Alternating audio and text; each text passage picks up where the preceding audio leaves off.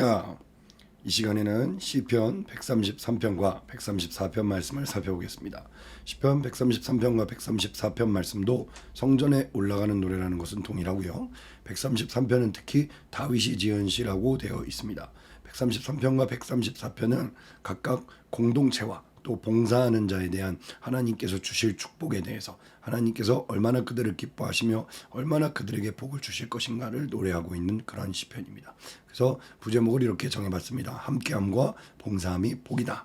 그래서 우리가 지금은 교회에서 이렇게 함께 모여서 예배드리고 같이 기도하고 찬양하고 말씀과 교제를 나눌 수가 없잖아요. 근데 이럴 때일수록 오히려 여러분들이 얼마나 공동체가 소중한지를 깨달을 수 있는 귀한 계기가 되시길 바라고요. 134편 말씀 같은 경우에는 이게 성전에 올라가는 노래의 마지막 시편입니다. 그러니까 성전에 이제 거의 막바지까지 이제 다 올라오니까 성전에서 이제 일하고 있던 레위 지파 족속들, 거기 제사장들이 그들을 이제 맞이하고 있는 장면, 그리고 그들을 봤을 때 이 성전에 올라가던 성도들이 너무나도 반가워서, 야, 정말 너희들이 이렇게 성전에서 봉사하는 것이 얼마나 복된 일이냐. 하나님께서 너희를 정말 축복하시길 바란다. 정말 하나님께 우리 손을 들고 경배하며 다 하나님께 감사의 찬양을 올려드리자. 라고 그렇게 고백하는 시편이라고 여러분들이 보시면 되겠습니다.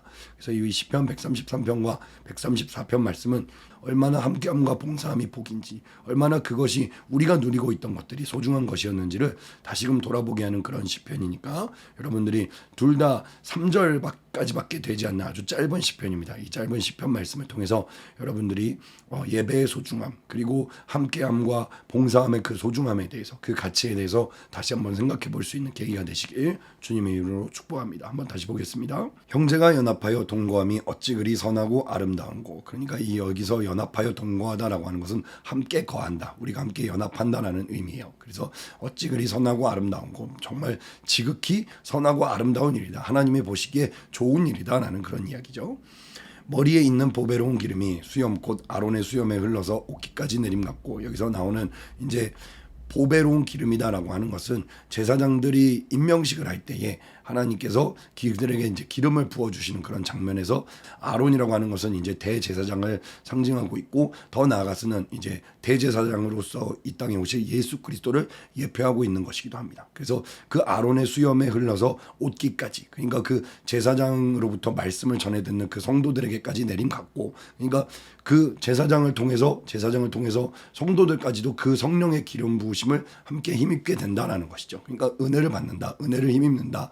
그러니까 공동체의 축복이 무엇이냐? 주의 종을 통해서 이렇게 말씀을 들을 때, 그리고 함께 이렇게 교제를 나눌 때에 그 성령의 충만한 기름 부으심이 우리 성도들에게도 이게 그대로 내려오고 이어지고 있다라는 이야기입니다. 자, 3절 볼게요.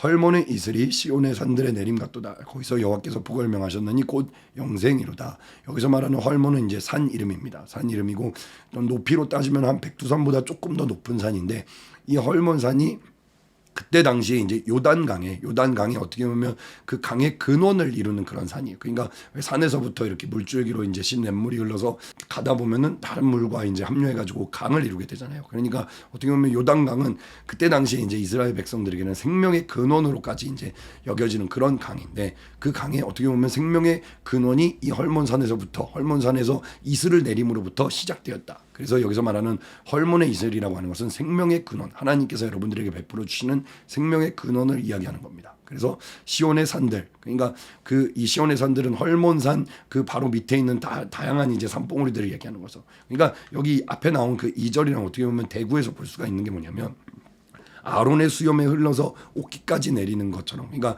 대제사장이신 예수 그리스도로부터 그 성도들에게로 이렇게 그 은혜와 그 기름 부으심이 전해지는 것처럼, 여기 보시면 헐몬산에서 내리는 그 이슬이 각 시온산들에게 내리는 것처럼 말 그대로 은혜가 탑다운 방식으로 위에서 아래로 이렇게 전해져 내려온다는 겁니다. 그러니까 우리가 예수 그리스도를 중심으로, 그리고 또 세워진 주의 종을 중심으로 이렇게 모이게 힘쓰고 함께 거하는 것이 하나님께서 기뻐하시고 하나님께서 선히 여기시는 것이다라는 것을 여러분들이 깨달으시기 바랍니다. 그래서 그 은혜가, 그리고 그 생명이 시온의 산들에 내린 각도다. 거기서 여호와께서 복을 명하셨나니 곧 영생이로다.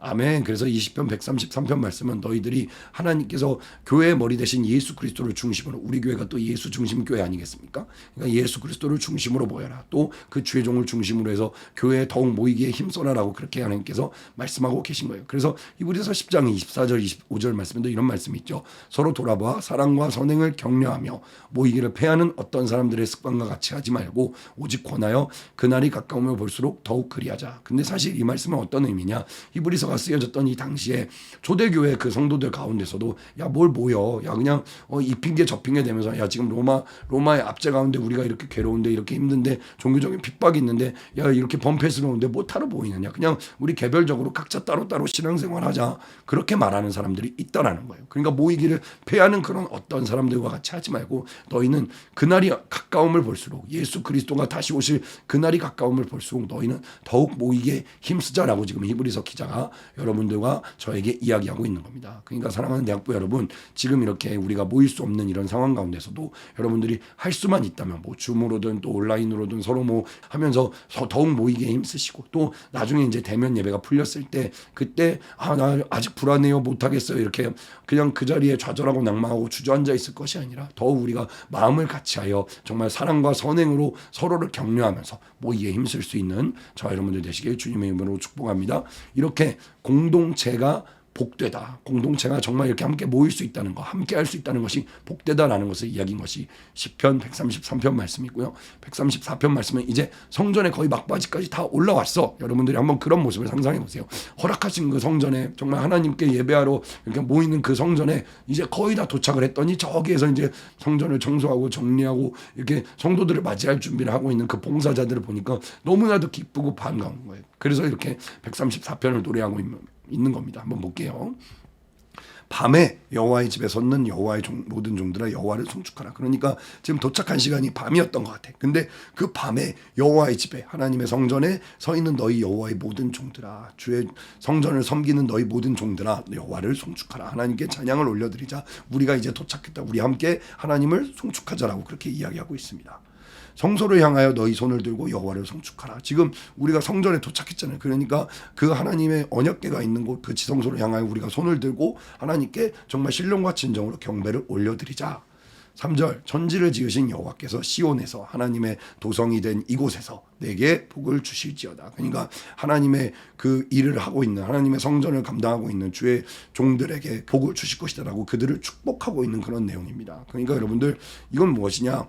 내가 아무리 뭐 바깥에서 이렇게 세상 가운데서 물론 학교도 다니고 직장도 다니고 여러분들이 그렇게 하지만 결국 이렇게 성전에 함께 모여서 예배하는 것이 얼마나 복된 것인가, 그리고 그 성전을 이렇게 섬기고 있는 그 자들이 얼마나 복된 것인가를 성도들도 알고 있는 거예요. 그러니까 내가 마침내 도착했을 때 그들과 정말 그 반가움과 기쁨과 감사함을 나누면서 함께 우리 여호와를 찬양하자라고 노래하고 있는 겁니다.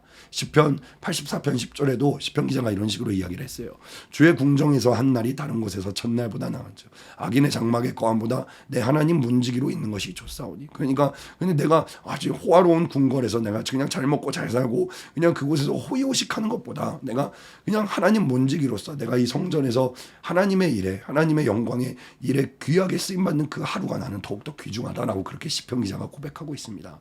사랑하는 대학부 여러분, 이 시편 133편과 134편 말씀을 통해서 또 지금 시국이 어떤 시국입니까? 함께 모이고 싶지만 모이기가 어려운 이런 시점, 또 내가 열심히 주의 일에 쓰임받고 봉사하다가 이제 잠시 그 일을 내려놓고 또 다른 어떤 통로를 찾아야 하는, 내가 하나님과 소통하고 하나님과 교제할 수 있는 통로를 찾아야 하는 이런 시점에 얼마나 이것이 소중한지, 얼마나 이것이 나에게 귀한 직분이었는지, 얼마나 나에게 귀한 자리였는지를 깨달을 수 있는 그러한 시편이 되셨기를 주님의 이름으로 축복합니다. 그래서 우리가 다시 예배가 재개되었을 때, 다시 우리가 대면해서 예배드릴 수 있고 함께 모일 수 있을 때 더욱 정말 모이기를 피하는 어떤 사람들처럼 하지 마시고 모이기에 더욱 힘쓰는 여러분들이 되시기 바라고, 또 할 수만 있다면 내가 할 수 있을 때 하나라도 더 정말 주의 일에 쓰임받고 하나님께 기쁨이 되는, 하나님께 영광을 돌릴 수 있는, 내가 가진 모든 것으로 하나님께 귀하게 쓰임받을 수 있는 저와 여러분들 되시길 주님의 이름으로 축복합니다.